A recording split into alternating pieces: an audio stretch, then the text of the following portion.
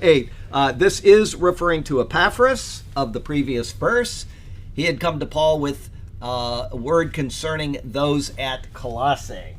When he came, he had, as Paul says, declared to us your love. The word declared gives the sense of made manifest. He had brought the love of the body to light for Paul and Timothy to understand the wonderful fellowship which had delivered. I better read that again. The wonderful fellowship which had developed there. This love is, as Paul notes, in the Spirit. The love among them was more than a sense of general natural affection, but rather it was a love deeply rooted in what Christ had done for them, bringing them into the family of God and the body of believers. The Spirit had confirmed this to them, and this is the good news that was brought to the ears of Paul and Timothy. Certainly it was a point of great rejoicing to them. So there you go with that. Very short commentary on this verse, life application. It is not unusual for us to get a bit jaded in the church as we show up and are just one of the many faces in the congregation. However, each person there who is called on Christ is a child of God through adoption.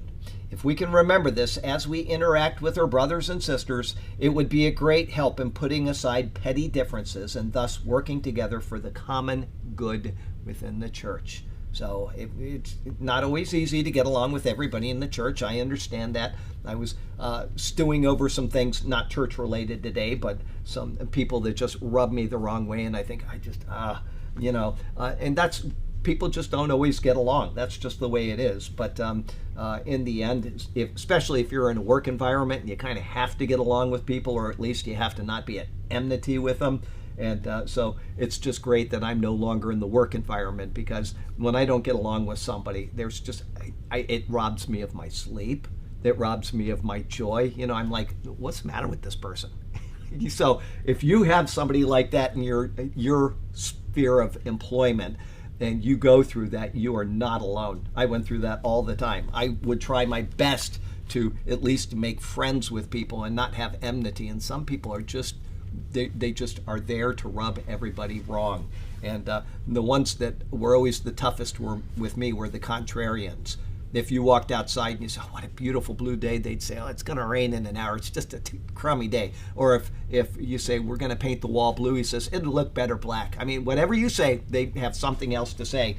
Those are the ones I really struggled with, because there's no winning with them. No matter what you say, there's always going to be a negative that is thrown out, or something different than what the people around him want. But there are people like that. You just have to live with them. I hope that you are not a contrarian, because everybody around you can't stand you, whether you know it or not. Just the way it is.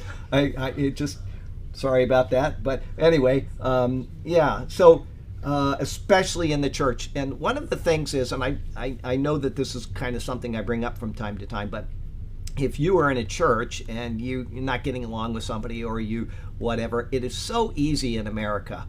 There's 18,000 churches within like 2 miles in most towns. You just walk in, well, I'm just going to go to another church. And it's very easy to just find yourself moving from church to church just because you can't assimilate with other people.